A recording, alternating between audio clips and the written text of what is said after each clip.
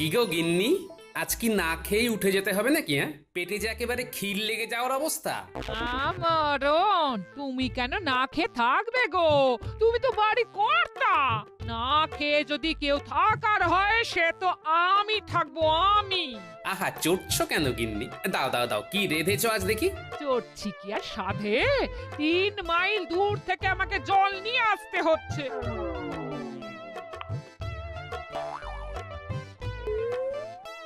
এ কি গিন্নি, ভাত রাঁধুনি?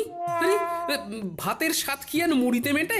ঘরে যা জল আছে তা দিয়ে রান্না হবে না। ভাত খাওয়ার স্বাদ জাগলে রাজবাড়ি থেকে ফেরার পথে জল নিয়ে ফিরো। হ্যাঁ, হ্যাঁ, তাই না হয় ফিরবো।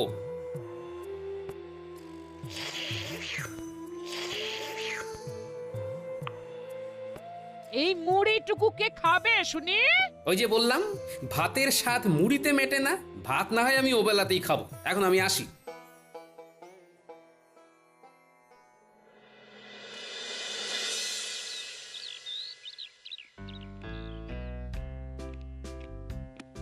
এই যে মহারাজ, এই যে দেখুন দেখুন আপনার প্রিয় গোপাল কেমন হেলতে দুলতে সভায় আসছে।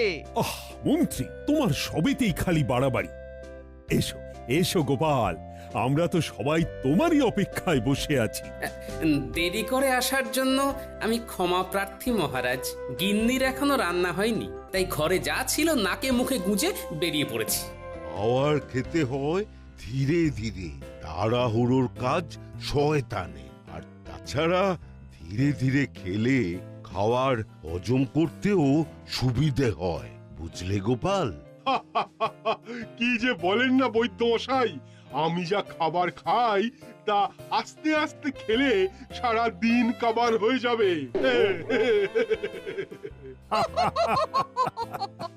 চলুন মহারাজ, এবার বেরিয়ে পড়া যাক। ফিরে আবার আমায় গবেষণার কাজে লাগতে হবে। আমরা যাচ্ছি কোথায় মহারাজ? ভোলা ময়রা এক নতুন মিষ্টি বানিয়েছে, আর তা চেখে দেখার জন্য আমাদের সবাইকে নিমন্ত্রণ জানিয়েছে। চলো গোপাল ভাই, আর দেরি করে যে লাভ নাই। শুভস্য শীঘ্রম। হ্যাঁ, চলুন চলুন চলুন, এবার বেরিয়ে বেরিয়ে পড়ি মহারাজ।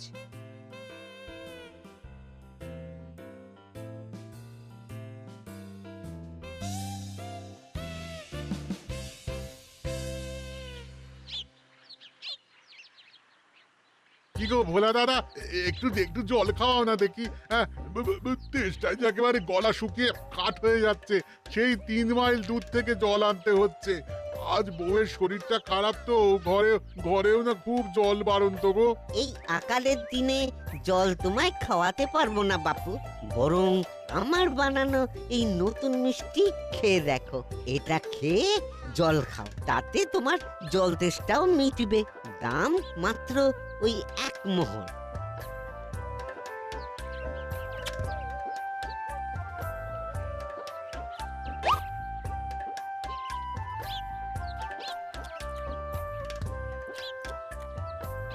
বাবা বাবা বাবা, এ তো দারুণ জিনিস। হ্যাঁ, দাও দাও দাও দাও দাও, আরেকটা দাও দেখি, আরেকটা দাও তো। মহারাজকে এই মিষ্টি একবার যদি পছন্দ করাতে পারি তাহলেই কেল্লা ফতে। আর তারপর সুযোগ বুঝে ওই খাজনা মাপের কথাটা পারতে হবে, আর দিকে দিকে ছড়িয়ে দিতে হবে এই মিষ্টির নাম, যাতে ব্যবসা একেবারে ফুলে ফেপে ওঠে। ওই হে ভোলা, আমরা এসে পড়েছি। আজ তোমার মিষ্টির দোকান পুরো খালি করে তবে ফিরবো। আরে না না, তুমি ভয় পেও না ভোলা, আমরা শুধু তোমার নতুন মিষ্টি চাখবো। কোনো অসুবিধে নেই মহারাজ, আপনারা যত খুশি তত খাবেন। আপনাদের সন্তুষ্টিতে তো আমার সন্তুষ্টি। আর কথা না বাড়িয়ে সবাইকে তোমার মিষ্টি পরিবেশন করো ভোলা ভাই। আগে আগে আসুন সবাই আসুন।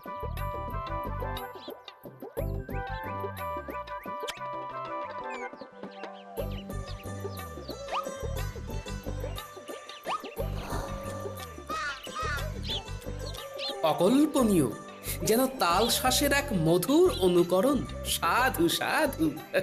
ঠিক ধরেছ গোপাল দাদা, ঠিক ধরেছ। এই তাল শ্বাসে যেমন জল ভরা থাকে, আমিও তেমন এই কায়দা করে গুড় ভরে বাঁধন দিয়েছি এই মিষ্টির, আর নাম দিয়েছি জল মিঠাই। এই যেন দুধের স্বাদ জলে মেটানো। বলো কি মন্ত্রী, এই জিনিসও তোমার ভালো লাগেনি? তোমার সব কিছুতেই কেবল খুঁত ধরা, বড্ড বাড়াবাড়ি। আমার তো দারুণ লেগেছে মহারাজ। এই ভোলা, আমাকে ওই গোটা 10 বাড়ির জন্য দিয়ে দিও তো। হ্যাঁ, ভোলা ময়রার কি অপরূপ সৃষ্টি! তাল শাঁসের আদলে এই যে জল মিষ্টি। এই মিষ্টির উপকারিতা অনেক মহারাজ। ভিতরে যে গুড় ভরা আছে তা খেলে মানুষ শরীরে বল পাবে। তুমি চুপ করে কেন বিজ্ঞানী? তোমার কেমন লাগলো বলো। আর জ্যোতিষীও তো কিছু বললে না। আমি বাকরুদ্ধ মহারাজ। মিষ্টি বানাতে গিয়ে বিজ্ঞানের এমন সুন্দর প্রয়োগ দেখে আমি অভিভূত। আমি গণনা না করেও হলফ করে বলতে পারি, ভোলার বসার বেশ জমতে চলেছে। হ্যাঁ,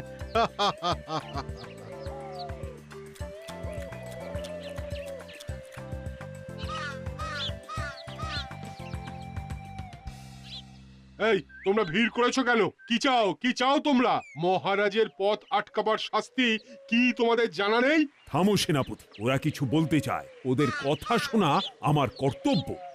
আয়, তোদের মধ্যে একজন এগিয়ে এসে তোদের কি বক্তব্য সেটা বল। প্রণাম মহারাজ। রাজ্যের সমস্ত জলাধার জল শূন্য। এই বছর বৃষ্টিও হয়নি। আমাদের 3 মাইল দূর ভিন রাজ্য থেকে পানীয় জল আনতে হচ্ছে। আপনি কিছু একটা উপায় করুন। এই কথা কি সত্যি মন্ত্রী? গোপাল, তুমি কি কিছু জানো এ ব্যাপারে? হ্যাঁ মহারাজ, এমনকি আমাদের রাজবাড়ির উত্তর দিকের বড় কুয়োটিও জল শূন্য। পানীয় জলের যোগান তো ওই কুয়োই মেটাতো এতদিন। এরা একদম ঠিক কথা বলছে মহারাজ। আমার গিন্নিও 3 মাইল দূরে গিয়ে জল নিয়ে আসছে প্রতিদিন। রাজ্যে পুকুরগুলো প্রায় শুকিয়ে এসেছে মহারাজ। ছি ছি ছি ছি ছি ছি। রাজ্যের এমন বিপদের দিনে আমরা সবাই এসেছি মিষ্টি চেখে দেখতে। ছি, এর চেয়ে লজ্জার আর কি হতে পারে? আপনি বিচলিত হবেন না মহারাজ, এতে আপনার স্বাস্থ্যের অবনতি ঘটবে। আরে রাখো তোমার স্বাস্থ্য। রাজ্যে জলের অভাব, আর এখানে সব মিষ্টি চাখতে এসেছি। তোমরা সবাই যে যার বাড়ি ফিরে যাও। আমি আগামীকালের মধ্যেই এই সমস্যার সমাধানের পথ বের করব। এই দূর থেকে জল নিয়ে আসছিলাম বটে, জলের সমস্যা মিটে গেলে যে আমার মিষ্টি বিক্রিও কমে যাবে। দূর দূর।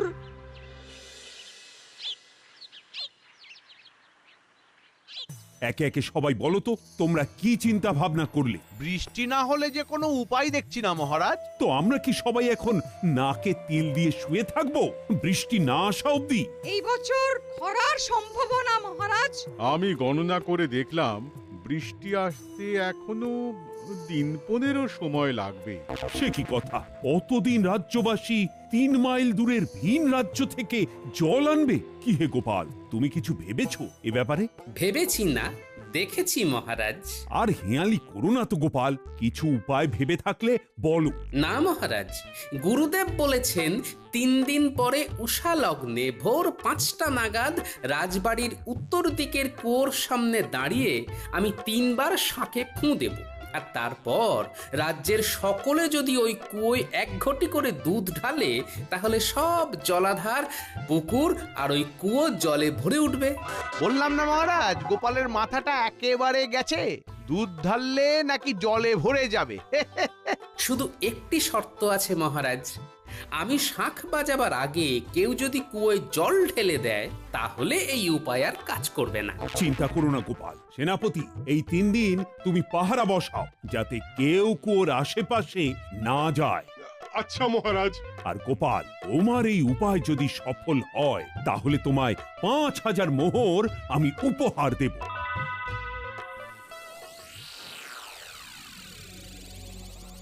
আরে মন্ত্রীমশাই যে কি মনে করে এই পথে? কিরে বটা ঘটা, ওট ওট ওট ওট ওট, এই ভর সন্ধ্যাবেলায় পড়ে পড়ে নাক ডাকছিস? উঠে পড়। না ঘুমিয়ে আর কি করব বলুন, কাজবাজ তো নেই হাতে, তাই খাচ্ছি আর ঘুমাচ্ছি। আরে কাজের খবর নিয়েই তো এসেছি রে। বেশ বেশ, বলুন আপনার কিভাবে কাজে আসতে পারি? এবারের কাজ শুধু তোদের দুজনকে দিয়ে হবে না, আরো অনেক লোক লাগবে, হাতে সময় খুবই কম। আপনি শুধু বলুন কি করতে হবে, লোক ঠিক জোগাড় হয়ে যাবে। আগে হ্যাঁ মন্ত্রীমশাই, শুধু মোহর দিয়ে হাত গরম করে দেবেন, দেখবেন সব কাজ কেমন সুন্দরভাবে হয়ে যাচ্ছে। মোহর নিয়ে ভাবতে হবে না, কাজটা এবার মন দিয়ে শোন। বলুন মন্ত্রীমশাই। আজকের রাতটা বাদ দিলে হাতে মাত্র 2 রাত, তার মধ্যেই কাজ সম্পন্ন করতে হবে। আমাদের রাজবাড়ির উত্তরে যে জলের কুয়োটা, জল ঢেলে ভরিয়ে ফেলতে হবে। বলেন কি, জল তো সেই 3 মাইল দূর ছাড়া কোথাও পাওয়া যাচ্ছে না। হ্যাঁ সে তো আমি জানি, আর তাই তো তোদের কাছে এসেছি। গোপাল একটা পরিকল্পনা করেছে, ওই শুকনো কুয়োতে ও দুধ ঢালবে রাজ্যবাসীকে দিয়ে, আর তাতেই নাকি খরা দূর হবে। বুঝে গেছি মন্ত্রী মশাই, বুঝে গেছি। গোপালের পরিকল্পনা বানচাল করতে হবে, এই তো। ওফ গিন্নি, গরম ভাতের ধোঁয়া আমার খিদে আরো বাড়িয়ে দিচ্ছে। দাও দাও দাও, লাউ ঘন্টটা এবার পাতে দাও দেখি। ইচ্ছি দাঁড়াও দেখি, আগে বাচ্চাগুলোর পাতে ভাত বেড়ে দি। হ্যাঁ, আর দিও না দিদা, এত ভাত খেলে আমি আর উঠতে পারবো না। আরে এই বয়সে খাবি না তো কবে খাবি রে পাগলি? হ্যাঁ, খেয়ে খেয়ে গায়ে জোর বাড়াতে হবে তো নাকি? হ্যাঁ, আমাকে আর একটু ভাত দাও না দিদা, আমি বাবা খাওয়ার সময় অত লজ্জা পাই না। এই তো লক্ষ্মী ছেলের মতো কথা।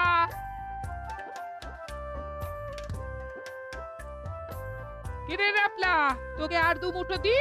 না দিদা, এখন দিও না, আমি লাগলে ঠিক চেয়ে নেব। এখনো পাঠার মাংস বাকি। এই তোরা কিন্তু লাউ ঘন্ট দিয়ে পেট ভরে ফেলিস না। খাওয়ার সময় এত কথা বললো না তো, ওদের শান্তি মনে খেতে দাও। জানো দাদু, এখানে আসার সময় দেখি আমাদের মন্ত্রী মশাই বটা ঘটার বাড়ি থেকে বেরোচ্ছে। নিশ্চয় আবার কোনো পরিকল্পনা করছে দাদুর ক্ষতি করার। ওরা যতই ফন্দি করুক, গোপাল দাদুর পরিকল্পনার সাথে কখনোই পেরে উঠবে না। গিন্নি, ওদের জল মিঠাইটা দিতে ভুলো না কিন্তু, বেশ বানিয়েছে কিন্তু ভোলা মায়েরা।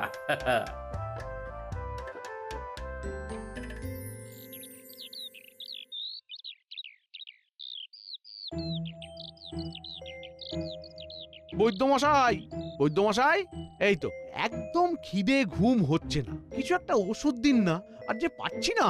এই রোগের প্রথম ওষুধ সুস্থ জীবনযাপন। ঠিক আছে, দাঁড়ান দাঁড়ান।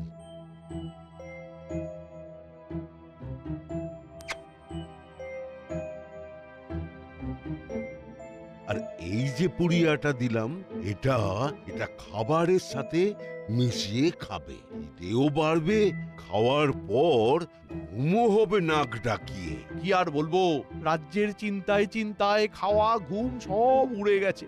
আপনি বরং আরেক পুড়িয়া দিন, 2 দিন একটু নাক ডেকে ঘুমাই। আমাদের রাজ্যের সৌভাগ্য যে তোমার মতো একজন মন্ত্রী পেয়েছে। শুধু মহারাজ বুঝলেন না। হ্যাঁ, সারাক্ষণ খালি গোপাল আর গোপাল। এ নিয়ে তুমি একদম ভেবো না, মহারাজ ঠিক একদিন বুঝবে। নাও নাও নাও, আরো 2 পুড়িয়া রাখো, এতে তোমার রোগ সেরে উঠবে আশা করি।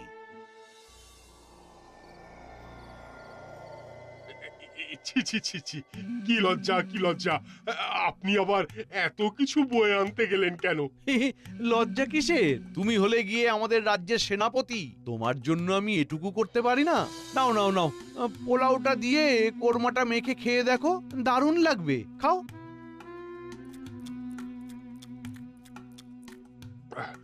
দারুণ হয়েছে রান্নাটা। উফ, কিন্তু কিন্তু বেশি খেলে তো ঘুম পেয়ে যাবে, আর ওই কুয়ো পাহারাও দেওয়া হবে না। আমার আবার ওই পেট ভরে গেলেই চোখের পাতা ভারী হয়ে আসে। আরে খাও খাও, না খেলে এত রাত জাগবে কি করে? ওই রাবড়ি পায়েস সব খেতে হবে কিন্তু। খিদেটা আজ বেশ ভালোভাবেই পেয়েছে। আজ কিন্তু কিচ্ছুটি বাদ রাখবো না, আপনি শুধু দেখতে থাকুন। হ্যাঁ, খাও খাও, তারপর নাক ডেকে ঘুমাও। দেখি দেখি বটা ঘটা আর ওদের দল বল কাজে লেগেছে কিনা।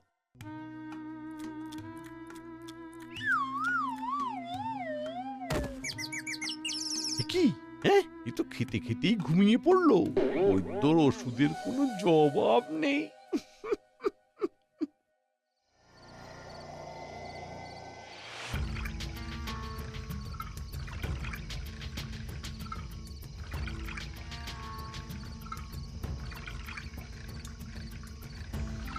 নাও না ও ভাই, জল ঢালো। এই তো ঢেলে দিলাম। ব্যাস আজকের মতো কাজ শেষ। বাবা বাবা, খুব সুন্দর হচ্ছে। কি হে বটা ঘটা, কাজ কর দূর। কুয়ো তো প্রায় অর্ধেক ভর্তি। আজকের মতো আর জল না ঢালতে বললাম। হ্যাঁ হ্যাঁ, পাছে সেনাপতি জেগে যাক আর কেলেঙ্কারি বাঁধুক। ও আর জাগবে না, ওষুধের গুণে নাক ডাকছে। কাল কাজটা গভীর রাতের আগেই সেরে ফেলিস। কাল আর সেনাপতিকে ওষুধ খাওয়ানো যাবে না। আজ ঘুম থেকে উঠে ও নিশ্চয়ই কিছু সন্দেহ করবে। যথা আজ্ঞা মন্ত্রী মশাই।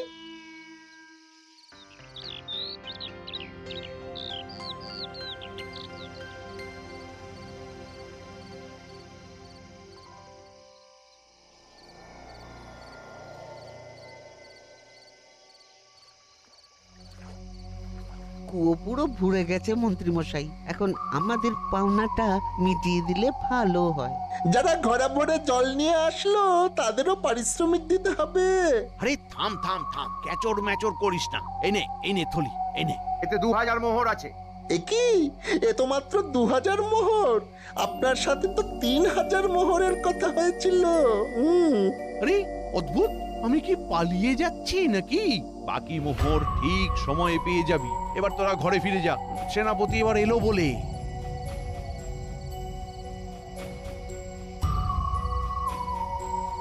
আজ খাবার নিয়ে গিয়ে দেখি বেটা আগে থেকে খেয়ে দিয়ে বসে আছে, তাও এক হাড়ি দই সাবড়ে দিল। অতি যা ওষুধ ছিল তার রেশ এতক্ষণে কেটে যাওয়ার কথা।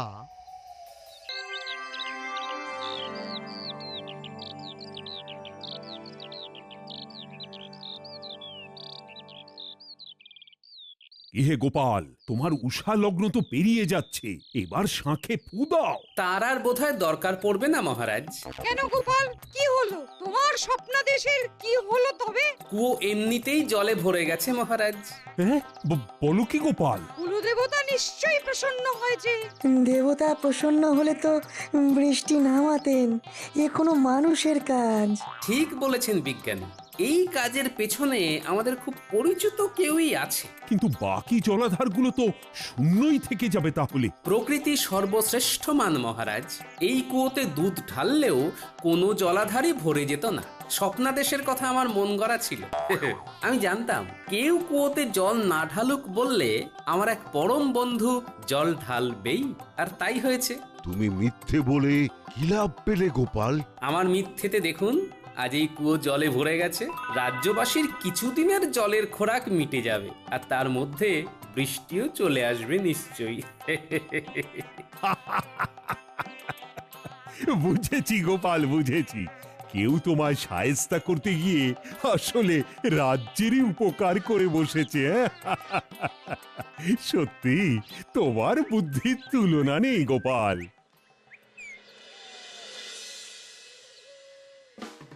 মন্ত্রী, খাজাঞ্চিকে নির্দেশ দাও গোপালকে 5000 মোহর দেওয়ার জন্য। কিন্তু কেন রাজামশাই? গোপাল তো কিছুই করলো না।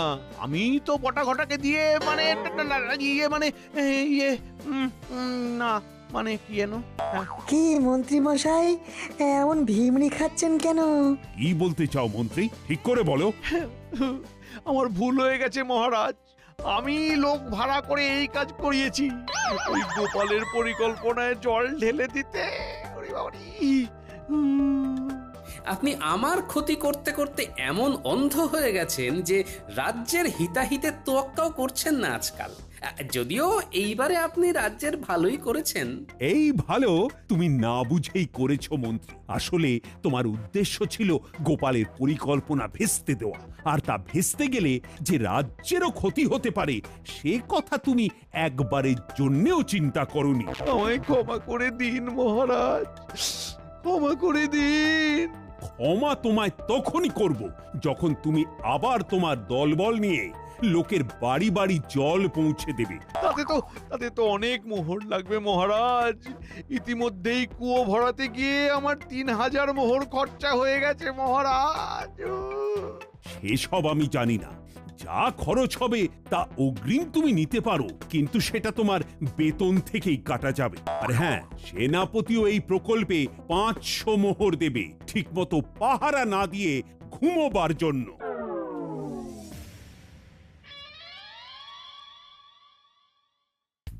বাড়িতে আছেন নাকি মন্ত্রী মশাই? মজা দেখতে এসেছো নাকি? না না, আপনার জন্য এই 1002 মোহর নিয়ে এসেছি, ওই জলছত্র প্রকল্পে দান করার জন্য। এই অর্থে যদি আপনার ঋণ খানিক লাঘব হয়। তোমার এই সাহায্য আমার লাগবে না গোপাল। কি ভেবেছো আমি কিছু বুঝি না? মহান হতে এসেছো? মহান? না মন্ত্রী মশাই, আপনি ভুল বুঝছেন। আমি আপনার সাহায্য নয়, রাজ্যবাসীর সাহায্যের জন্য এই অর্থ দিলাম। মহারাজ নিজে আমাকে তদারকি করতে বলেছেন, সব বাড়ি বাড়ি জল পৌঁছচ্ছে কিনা দেখবার জন্য। তাই কোনো ফাঁকি দিলে চলবে না কিন্তু।